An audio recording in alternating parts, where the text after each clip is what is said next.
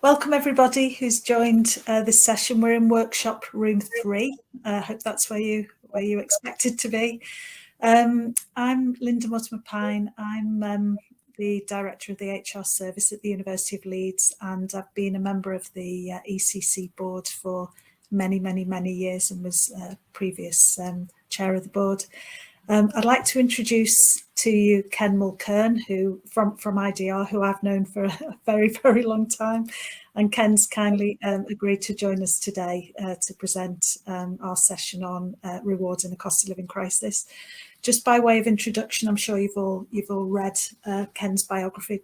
Just by way of introduction, Ken is one of the founder members of IDR, Incomes Data Research, and jointly leads a team of researchers that monitor and report on pay developments and trends across the whole economy.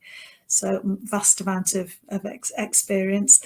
And in our session, Ken, I think you're going to explore what the cost of living crisis consists of and what the impact is, and talk to us a little bit about the state of the labour market, and outline some of the details of the specific issues that are arising at the moment, and just what employers are doing to support individual employees in terms of pay, benefits and wider conditions. So I'll hand over to you shortly. I'll keep an eye on the Q&A. Please post your questions. Please post in the chat, and we'll pick up questions at the end. But Ken, for now, over to you. Thank you. Thanks, Linda, and nice to see you again. And nice to be speaking to you all this morning, or this afternoon, as Linda has just pointed out as well. I sometimes, that was a very nice introduction by Linda. I sometimes say I know 3 things about pay, or maybe 1 or 2 more, but let's see what I know. It's certainly a very interesting and challenging period for anyone who's got responsibility on pay. But I'm here to try and help you see what the landscape looks like, and maybe we can talk a little bit about what the future might hold as well. What I'll talk about is pay, the picture on pay as we see it from the work that we do. We work with private sector employers. We work with ECC as well in providing a benchmarking service to higher education institutions. Some of you will have used the service. If you haven't, I hope you do in future. And we also work with government. We work with the Office for Manpower Economics, which provides the secretariat to the pay review bodies. And we also do quite a lot of work with the Low Pay Commission, who make recommendations on the level of the national minimum wage. So that's a little bit about IDR. In terms of what I'll talk about, I'm going to talk about the picture on pay, like I said. I'll talk about the interaction with inflation, because that's one of the most important issues at the moment. But I'll also talk about the labour market, and I'll talk about it in general, because I think we need to have a general perspective on the labour market, and work out how we might characterise it at the moment. Though, of course, it could change, and that might be a discussion point. And then I'll also try and talk a little bit about the specific issues facing HE institutions, and that's largely as a result of the requests we get for benchmarking from higher education institutions. So that kind of informs us about the kind of labour market issues that you're facing. I'll talk then about some of the solutions to the problems raised by the current climate. I'll talk at some length about those, and then finally, in the latter part of the talk, I'll move on to the outlook, both the backdrop in terms of the economy, inflation, the labour market, but I'll also talk about some of the low pay indicators as well, which I know are important in the sector. And then I'll finish by talking a bit about what the future might hold. What the upward and downward pressures on pay might be, and also what I think the key issues facing HR practitioners with responsibility for pay are in the coming year. So hopefully that's clear. So let's make a start. One warning before I do, which is that I've got a few graphs, but not too many, and I'll hold your hand through each of them. I'll explain what each of them shows. And as Linda said, if you've got any questions, by all means, just put them in the chat if anything isn't clear. So let's have a go at loading the next slide. So hopefully you can see that. Those are the stats on pay awards, headline pay awards, right across the economy, split by the sectors across the top there, that we collect at IDR. The main figure that you should look at is the column on the left for the whole economy, and that's the median pay rise, which at the moment for the whole economy is running at 4%. Now, those figures there, they're for the 3 months to September. They're our latest published figures, but we've just prepared the figures for the 3 months to October. We haven't published them yet, but I can tell you a couple of things about them. On the one hand, the median has remained the same. That's still at 4%, but the upper quartile has jumped to 6%. So there's a lot more higher end pay awards around, and that's no surprise given the backdrop. We've also done an analysis of pay awards that are effective next year, so most of which are effective in January next year. And our analysis of those shows an even higher median of 4.3%. So I think the kind of direction of travel is clear. We might want to discuss at the end where I think the median's going to go. I have some thoughts on that. But if anybody wants to know what I think, you can ask me at the end. So that's the first thing I'd say about pay. That's the kind of that's one way of looking at the kind of current picture. Another way of looking at the current picture is to see how pay awards are distributed. This is a bar chart. It shows the proportion of awards at the moment in each of those brackets. Freezes are on the left, and then higher pay awards are over on the right.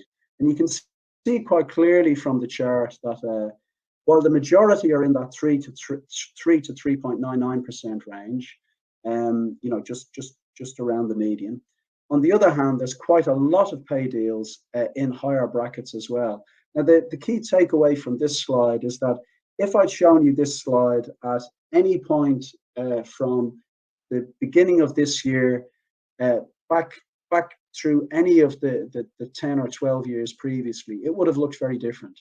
And it would have had what we call sometimes a normal distribution. In other words, it would have looked like a head and shoulders. There would have been a spike in the middle, but there would have been roughly equal numbers of pay settlements in the groups on either side of that middle, including some pay freezes.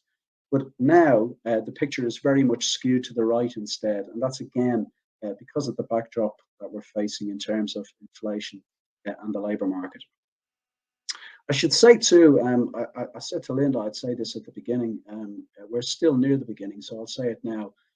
I'm aware of the context in HE that you don't set pay on the basis of individual institutions. There's national bargaining, which isn't going that well at the moment, quite clearly. But I think it's useful nevertheless to provide these figures, not simply for context, but also so that you're informed about the pay picture in general. And in any case, the ways in which pay is set in HE might change in the future. So I think it's very, very important to be armed and to be forewarned. So that's the snapshot of pay at the moment. Just to give you some more context and to talk about the trend. This graph shows the trend since 2007. And it also shows how inflation has changed on all of the different inflation measures since that time as well. And I picked 2007 because that's just before the great crash that took place in 2008, 2009, which really shaped outcomes in terms of pay awards for the decade after that. And you can see from the grey line, which is our measure of pay awards, that just before the crash, pay awards were, reflecting inflation to a certain extent, albeit they were lagging behind it. And then they dropped away, and they stayed stuck at about 2 to 2.5% for most of the past 10 years. But for somebody like me who observes the pay scene, it wasn't that interesting. I'll be honest and say that. If we come up to the current picture over on the right of your screen, you'll see that the picture has changed and pay settlements have increased in line with what I've said already. But you can also see that massive gap with inflation as inflation has rocketed up. And I'll come back to the outlook for inflation a little bit later. So that's one way of looking at the trend. The key takeaway, like I say, is that gap between pay settlements and inflation. Another way of looking at the trend is to look at uh, official figures on not pay settlements like we provide, but instead on average weekly earnings growth, which often gets misreported in the media, by the way. But that's television journalists for you.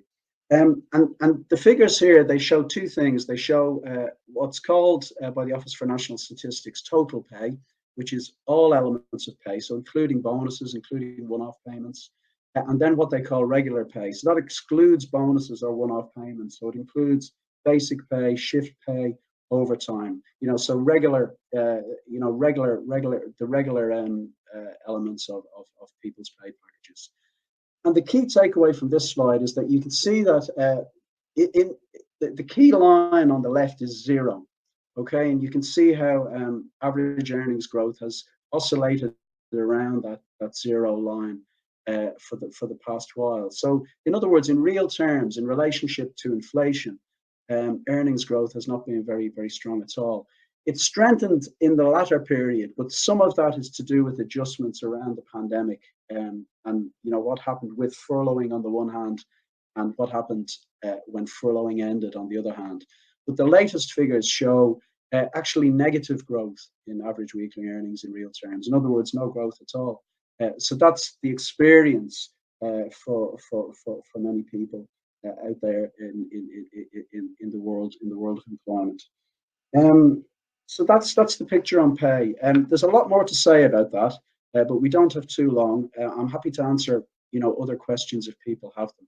But that's the kind of broad landscape. Now I will return to some current pertinent issues about pay in a later section, but bear with me, and I'll get to that in due course. The next thing I wanted to talk about was the labour market, and that's another important backdrop. As well as inflation, which I don't need to go over in detail. You know the picture. The labour market is really, really important.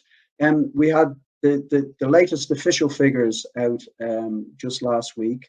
Employment has stayed level. The ONS also produced a separate series of data from HMRC on payroll employment, and that just keeps going up at the moment. It's at record levels, just under 30 million. The key metric, I think, always when you're looking at the labour market figures is what level is unemployment running at. And unemployment is at 3.6%, which is incredibly low. It's at a level that hasn't been seen since the early 1970s. So that means that the labour market is really, really tight. But there's other indications that indicate how tight the labour market is as well. One of those is economic inactivity. Now, economic inactivity is when people are neither in work and nor are they looking for work as well. So they've kind of opted out of the workforce. Since the pandemic, that's kept going up as well. Now, there's a number of reasons for this. Some of it is, as far as the statisticians can tell, things like long-term sickness. So it may be to do with, what's often referred to as long COVID. But it might also be to do with the fact that people are what used to be called discouraged. In other words, they're unhappy at various things about employment, and they've decided to opt out for those reasons. And those factors don't necessarily exclude each other either. They can overlap, because that's the way the real world works. So people can feel that they're not healthy, but can also be unhappy with the world of work. And in any case, that keeps going up. Now, I think inactivity represents a tightening factor in the labour market. The reason I say that is because if those people aren't looking for work, then they're not joining other unemployed people in trying to fill vacancies. So if they've opted out entirely, that presents an extra factor of tightness in the labour market. I'm not trying to argue that I think the labour market is healthy. I don't think it is. But I think the levels of inactivity are an element of the tightness that we're seeing, and the fact that it's very much a seller's market in labour at the moment. The government happens to agree with me, which is probably a first. Jeremy Hunt last week announced a review into the reasons for this increased inactivity. So let's see what that comes up with.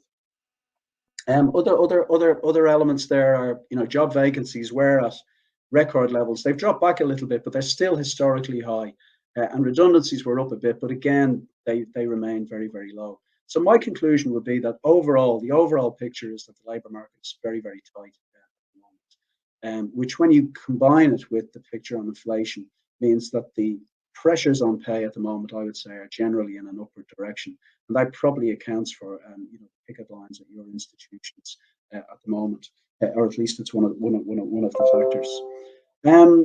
So that's the labour market in general. What about HE more specifically?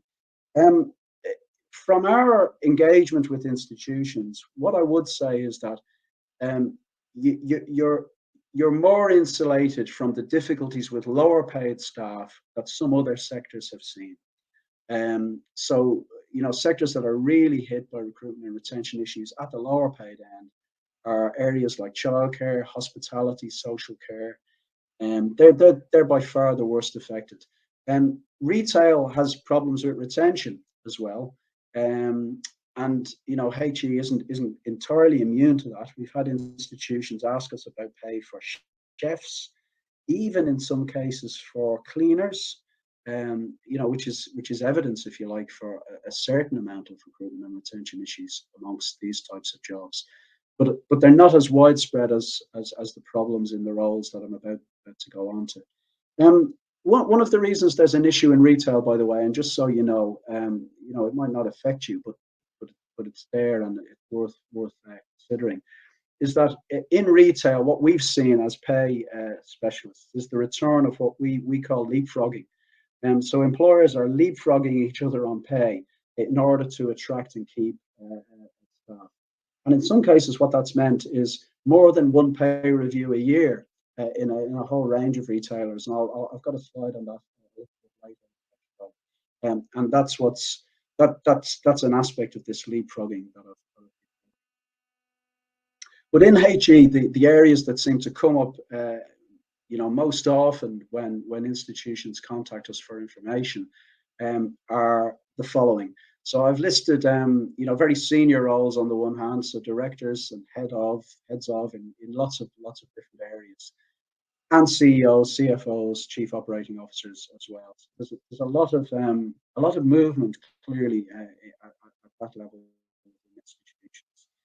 And then below that level, the big areas that we're getting requests on are areas like procurement, project management in a range of different specialisms.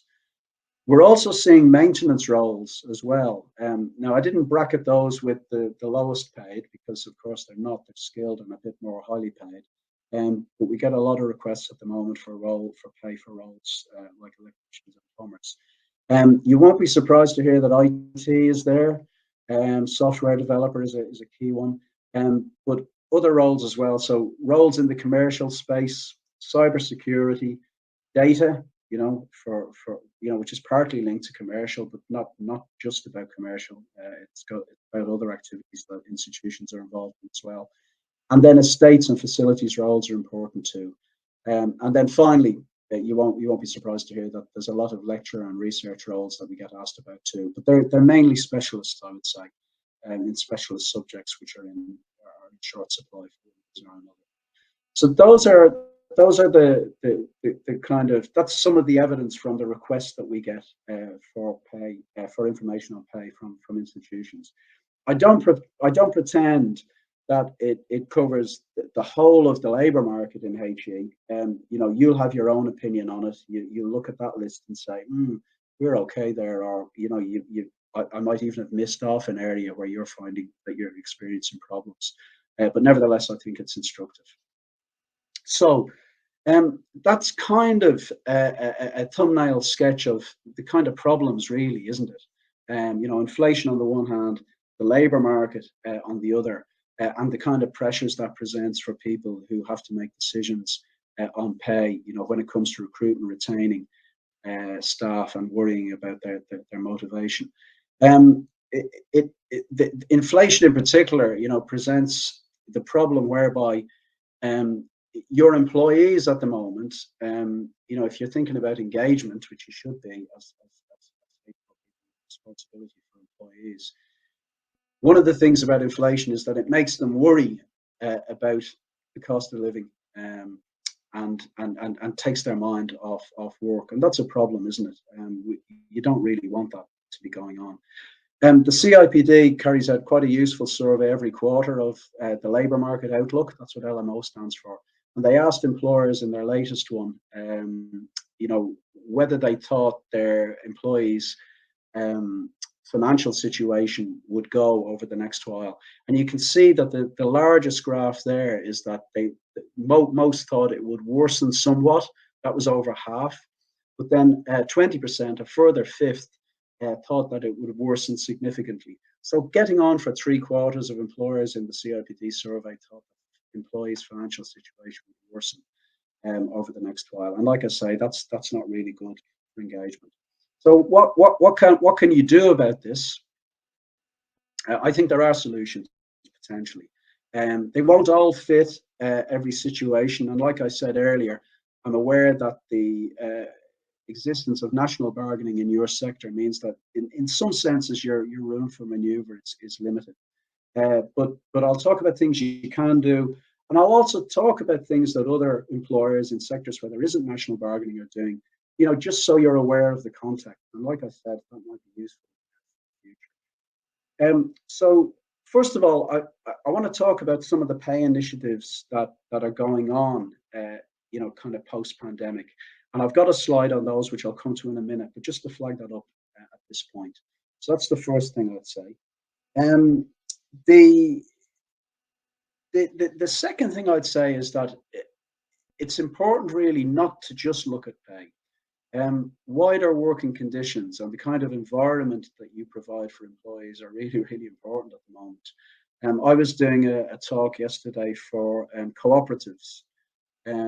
So that includes some companies that you'll have heard of, like the Co-op, which is at many street corners, and plenty of other organisations besides. And with a largely lower paid workforce, they're finding that some of these issues are really, really important, and they're making some rapid moves on them. What are they doing? In areas like food, they're doing things like they're providing greater discounts to staff than they were before. They're providing subsidised meals or drinks. They're making sure there's things like fridges for food storage at work, and lunch and vouchers have come back in many cases. In some cases, they're also making sure there are catering facilities on site. Now, that isn't always possible. It might be more possible in HE than in other areas, in fact. But that's a potential solution.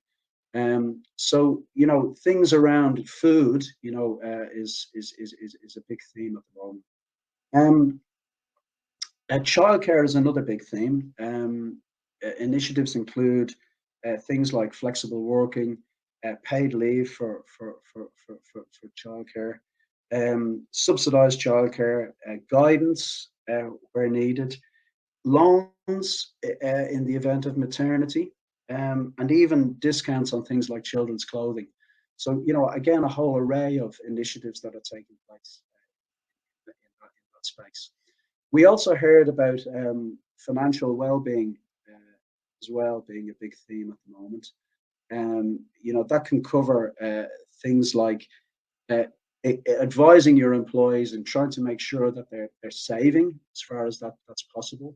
Other initiatives revolve around allowing employees early access to their wages. There was quite a debate about that in the session I was in yesterday, with some organisations thinking it was a good idea and others not so sure. But that's interesting all the same. I should mention too that housing comes up quite a bit, as you can imagine. Now, you need to be careful around housing because there might be tax implications for any help you offer. But we heard about things, and I've heard about initiatives like rental deposit schemes, subsidies even for rent, advice and guidance, as I mentioned before, paid leave for employees if they have to move, if they have to move to a more affordable property, for example, and even advice or help on energy use, which isn't quite housing, but of course is connected to housing. And in the absence of any kind of advice from government on energy use, that can sometimes be helpful for employees.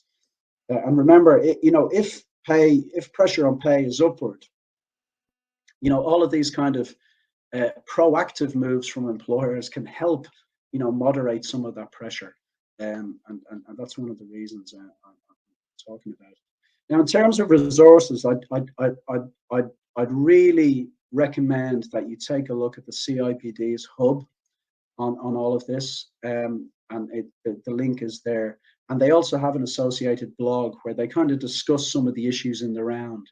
And I found that very useful. And employers that we've spoken to have found it very, very, very useful. So have a look at those. Now, I said I'd talk about some of the pay initiatives that are taking place elsewhere. I'll do it briefly because, like I said, I know that you don't necessarily have leeway or much leeway, but I think it's interesting to know what's going on. Now, I've grouped them under three headings. One is what might be called interim or short-term pay awards. In other words, more than one pay review in a year. The other is one-off payments or lump sums generally to accompany percentage rises on basic pay. And those two are the kind of majority moves at the moment. A minority pursuit, but one that I want to mention nevertheless, is our flat rate rises, which are not unknown in HE. I think previous national pay deals have seen these featured, but they've begun to spread from outside the public or quasi-public sector to parts of the private sector, and I've listed some of the outfits that have done that. They're mainly financial services organisations, and they're mainly applying these flat rate rises to their lower paid staff. Word of caution, by the way, is it might be good in a cost of living crisis to make an award like this, which is redistributive to an extent, because of course a flat rate rise is worth more in percentage terms for somebody at the bottom than it is for somebody higher up. But if you do it in successive years, you'll end up with your differentials being squeezed, the differentials between grades being squeezed. So, I'm not necessarily recommending it. I'm putting it forward in order that you might think about it.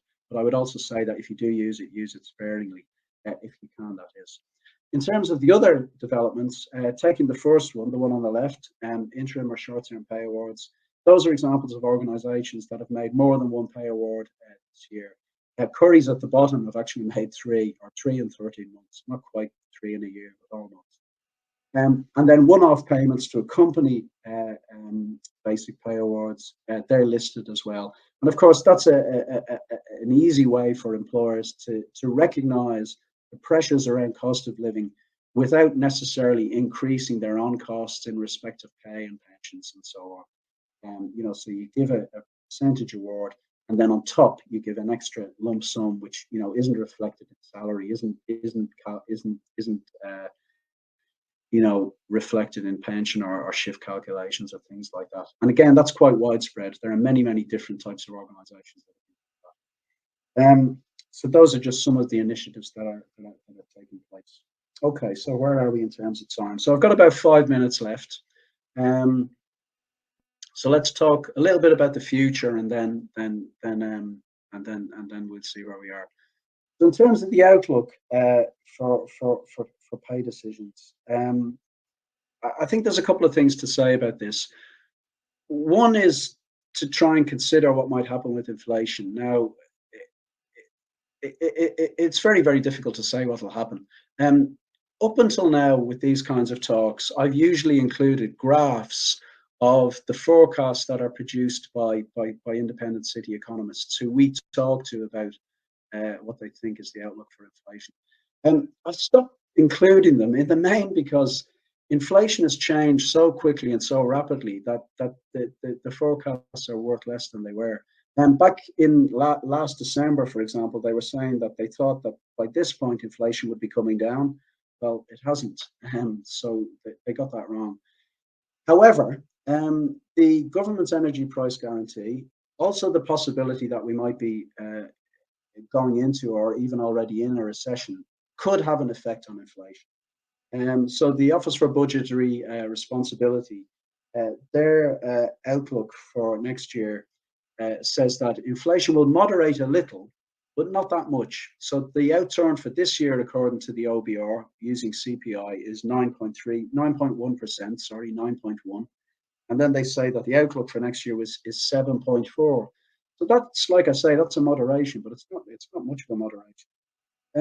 And remember as well, we've been, those of you that are as old as me will recall the 1970s, where we had a period of economic stagnation on the one hand, but also high inflation as well, and we could be heading for that. Who knows? Let's wait and see. On the labour market, just quickly, a point I didn't make is that Britain isn't alone in facing the kind of labour market that I described earlier. And the fact that other countries, including our nearest neighbours, are facing similar problems doesn't really bode well for us emerging out the other side of this. And I think even if the economy does crash, and even if there are redundancies in certain areas, I think the pressures in specific parts of the labour market could persist. But again, let's see what the future holds. Okie doke. I wanted to say something about the outlook for the national living wage and the voluntary living wage. I won't say too much because, in fact, you should know yourselves what the outlook for those are. So you should know what the new rate for the national living wage is going to be, and you should know what the voluntary living wage is going to be, or is as well. But the figures are up there on the slides, and you can see them and note them, and I'm happy to share them with you after. One final point on this is that the voluntary living wage is much more influential than it was before the pandemic. Many thousands more firms have become accredited payers of the voluntary living wage, and as a result, its gap between it and the national living wage is much narrower than it was previously. So the national living wage has caught up to some extent on the voluntary living wage. And I think that's a kind of tribute to the success of the voluntary living wage in many ways. And that's one of the reasons the national living wage, the statutory minimum, has increased at the rate it has. So let's see what happens with that next year. And of course, that's an added upward pressure on pay. I won't go into this slide in detail, but I kind of offer it to you for you to consider at your leisure. It's a way of thinking about the upward and downward pressures on pay. And you can see that at the moment, I think that probably the pressures are mainly upward. That's why I've put that first on the left-hand side.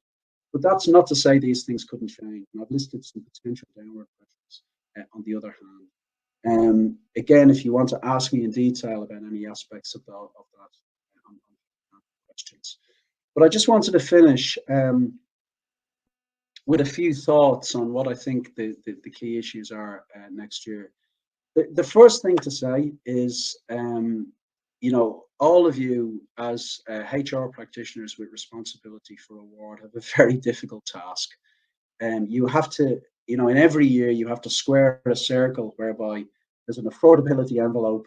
And then on the other hand, you've got to attract, keep, and motivate the people that you're responsible for. And that's difficult at the best of times, but inflation makes it even harder. So I really feel for you. You'll need information to help you make those decisions. That's where we come in, and not just us, but other suppliers as well. We often say to people, don't just use one source on pay, use at least three. It's like triangulating when you're out in the open. You need to use more than one source. But we provide a service through ECC, so we are one source that you can use. I've talked about the wider benefits package. I think that's absolutely vital at the moment. And not just benefits, but the working environment in general. And I've touched on that in some detail. And the final thing I'll say is that there's something else as well. And it's slightly outside of HR, but I think that HR has got a lot to say about it. And that's the fact that we've been talking about pay. In other words, we've been talking about the kind of trade-off that's the main trade-off that's involved in the employment relationship, which is work in exchange for pay. And the key word in that sentence is relationship. In other words, it's a two-way street. And if you're going to help your employees through this difficult time, there's no harm in expecting something something in return. in terms of effort, in terms of productivity, in terms of people going the extra mile. That's easy to say, but in order to achieve that, you need people in management, on the front line, in middle management, that are trained and able to kind of optimize the quid pro quos, the exchanges, if you like, that go along with this relationship. And I think that's absolutely vital over the coming period. And if you don't have confidence in your managers, in your organization, I think that's something that maybe HR can help with, as well as thinking about all of the other issues that I've raised as well. So I'll finish there. Hopefully that's given you food for thought. I'm also happy to answer any questions that people might have. Thanks, Ken, for a very thought-provoking session there. I'm trying to stay really positive after this morning's session with Gavin, but there's a lot there that's got me a little bit concerned. I'm going to try and remain positive and hope that we get some really positive questions coming through in the Q&A. The key thing is there is solutions. Yes, absolutely. Yeah. Ever the optimist, Ken. Thank you. Are there any questions that anybody would like to ask? Ken, when I click on the Q&A button at the top, I can't see any. So all right. I don't know if you can. No. This one just Nikki just commented that there are lots of challenges around the implementation of the national minimum wage, and I think that's right. And Ian Hodson, who is also a board member from Lincoln, has put in a question in the chat to say, with inflation high, we need to be careful with consolidated pay compounding problems when inflation dips, and asking, have you got any thoughts? Ian, could you expand some more on your question?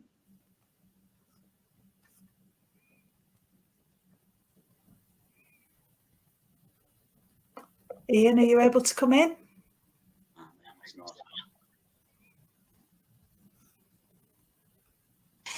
Ian won't be able to, but maybe if we move on to the next question, and if he could maybe expand it within the chat.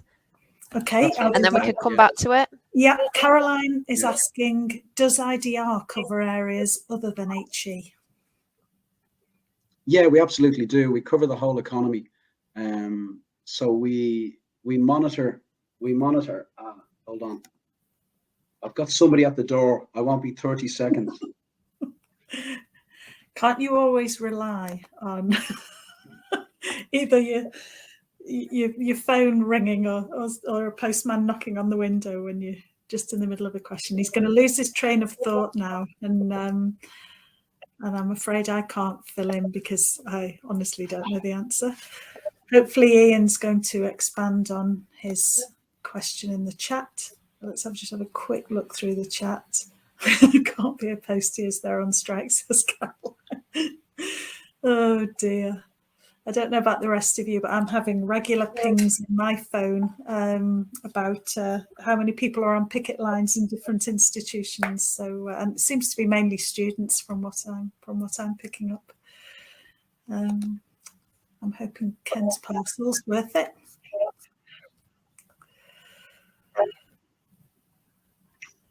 Somebody in the chat who's oh, here we go, Ian. I'll wait until Ken comes back, if that's okay, Ian. Looks like he's being collared by a neighbour. Here he is. Sorry about that. The real world intervened. Sorry, that was a call I had to attend. Yeah, IDR, we cover the whole economy, so we monitor and report on pay developments in every sector of the economy. We're particularly active in certain sectors, so HE is one of those. Other sectors in which we're particularly active, where we operate pay clubs, for example, include the airlines, the retail sector, the horticultural sector, and also zoos, which is one of my favorite areas. So those are areas in which we're particularly active. But we cover the economy as a whole. And Ian has just come back, so he's asked how best do you manage expectations, and I guess what he's getting at is how do you square that circle between high inflation on the one hand and pay on the other. I think it's very difficult, and I don't think there is an easy answer. I think one of the ways of doing it is to keep a close eye on what the going rate for awards is. I think honest messaging about the affordability envelope facing your own organisation is really, really important as well. I think you should always do that, by the way. I think if you only do it when things get tight, it's just not as good. I think that has to be done all the time. Your initial question, Ian, had me thinking about the information I shared about how employers are offering one-off payments in addition to their basic pay awards. You know, and I think that does address some of the issues you're raising. You know, in other words, employers recognise that the situation facing employees is difficult, but neither is it easy for employers to afford increases that match inflation. I mean, that's one of the reasons why pay awards typically don't reach the level of inflation, because it's hard for employers to afford that. But I think the one-off payments that we're seeing, you know, and the size of them in some cases, is a sign that employers recognise the difficulties that employees face, and that can be a way of doing it, because, like I say, they're one-off. They represent expenditure, but they're only for as long as inflation lasts, and they don't represent any increase in on costs because they're not consolidated. You're not going to have to keep paying them, but you will have to keep paying any consolidated increase, any consolidated percentage increase in base pay. So that always has to be carefully considered as well. And I can see Ian's come in with some other ideas. Home working flexibility and winter heating, maybe the next queries. Yeah, for one-off payments. Yeah, absolutely. We've heard a lot about that with, you know, employers zeroing in on specific needs that employees have and helping them out with it. You know, and the fact that people are working from home more than they used to at the past does represent an issue around, you know, heating bills. It really, really does.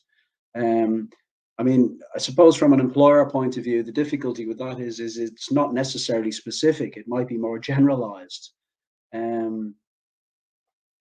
You know, and maybe there's even some statutory help could be provided here, but, you know, we're in the wrong forum for that. But yeah, I think those are really important issues. Linda, you were going to jump in. Ken, Ruth's asking, surely one-off non-consolidated pay awards just devalue pay in real terms in years to come, so staff will be worse off in future? I think they do if they represent, if you only made a non-consolidated award and you didn't also increase pay in percentage terms, then that would be a huge risk. But that's not what I'm suggesting you do, and that's not what employers are doing. They're doing both. I think the other risk is if you see the lump sum, the non-consolidated element, as a trade-off and as a way of reducing the level of the percentage rise, I think then the risk that Ruth has raised is greater in those circumstances. But again, I don't feel that's what employers are doing. I think instead what they're doing is they're looking at the percentage pay award, you know, the consolidated rise, and they're looking genuinely to see what they can afford.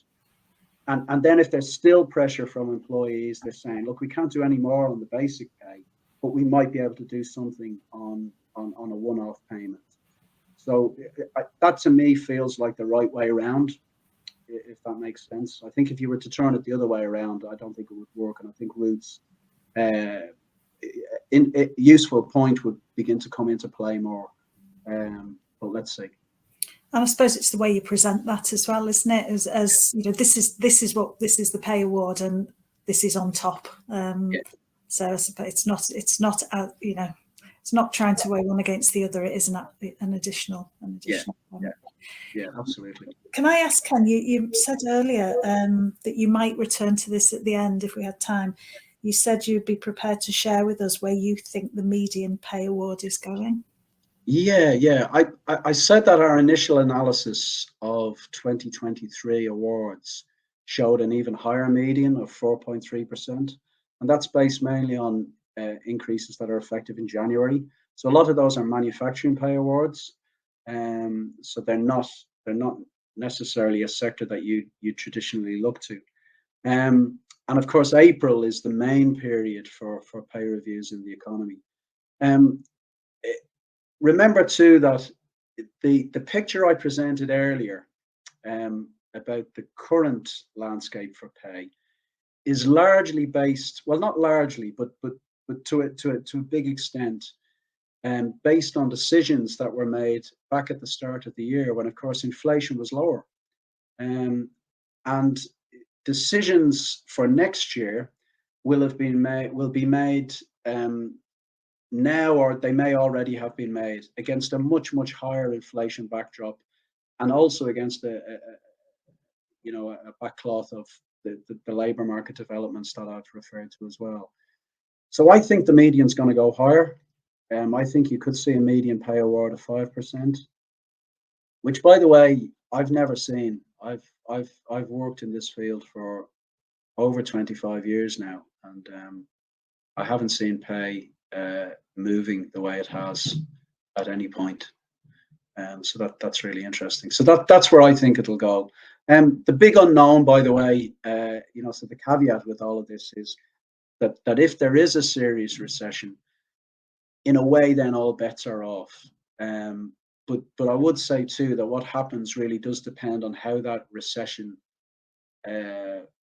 works out.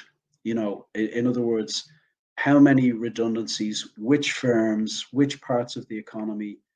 The economy works in very strange ways, much stranger ways than it used to in, say, the 70s that I referred to earlier. Back in the 70s, if a firm went bust or if it was laden with debts, that's it would go.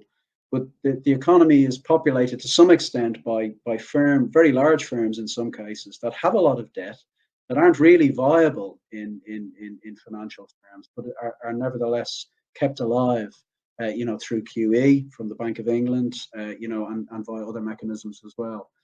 So there's a possibility that there'll be a recession, but that the impact won't necessarily be on jobs, and therefore there won't be such an impact on the labour market. And therefore, if inflation also remains, relatively high, even if it comes down a bit, some of the pressures that I've described will still remain. I think that's a possibility next year. But I haven't got a crystal ball. Nobody knows exactly what's going to happen, and all of that could be wrong, and we could go back to things the way they were. But as I said, as things stand, I don't think they will for a while yet. I think that's how I'd put it. So I think the median could go higher, and we could see a median of 5% next year. Thanks for that, Ken. I've just got one question, I suppose, and it's just a reminder for me. So you work closely with ECC, and I think the vast majority of people on this call are ECC members. What service do you provide to us as ECC members? Oh, okay. We not me personally, but my team. We provide what I call a benchmarking service. I think you call it something slightly different, or the ECC people call it something slightly different. But in essence, what we do is each organisation is allowed to make a certain number of requests of us for information on pay for particular jobs. So if you have a job that you need to understand the labour market and the pay landscape for, you can ask us, and we'll turn around a report on that for you. I need to be careful what I say here, but it's very, very quick. It's within a day or two, as far as I understand.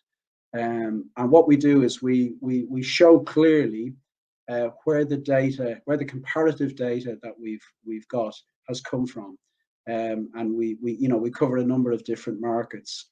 In every case, markets that are relevant to the job in question.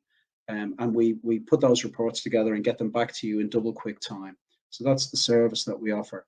And it started off relatively modest, but it's kind of ramped up, since we began it. And I understand that ECC and the institutions are very, very happy with it. And we get a lot out of it as well, because it gives us intelligence on what's happening. So there's a kind of two-way street there. So yeah, that's hugely helpful. Thanks, Ken. Yeah, no problem. There aren't any more questions in the chat. Somebody's put in a nice comment. Yeah, I can see that somebody has just said they found the turnaround very quick. So thanks for that. Good. I'm glad to hear it. Yeah. If you or anybody on the chat, Linda, wants to get in touch with me, I think the details are on the slide, and ask for examples of the service, I'd be happy to make sure that you get that. So that's no problem. That's brilliant. Thanks. I suppose it's just reminding ourselves regularly what the benefits are of being a member of ECC, because sometimes we forget, and it's good to have that reminder. Yeah. Thank you very much, Ken. There aren't any more questions. I'll just give you the opportunity to make any closing comments, if you will, before we end the session. Only to say, I started by mentioning the context in HE, and just to wish you all the best with current difficulties you're facing, and I hope they work out for the benefit of you and everybody in the sector. Thank you. Can I just thank you then for your time this morning? There's lots of claps going on and thumbs up down the slide, so I think people are very grateful to you for being so clear and honest, really, about the issues that we face, and it really has been thought-provoking. So thank you. Just for attendees, I've been asked to say that the next session on the programme is lunch and a networking carousel, and to ask you to please take time to visit the personal development area. And then we have the joy of the annual general meeting, the AGM. Please try and attend if you can. That's at 1:20. Graham Curling, who's our chair, will be very pleased if we encourage you to be there for that session. But without further ado, thank you all, and look forward to seeing you in person at some point in the future. And thanks, Ken. Absolutely, Linda. The same to you from me as well. Take care. Bye. Take care of yourself. Bye-bye. Bye.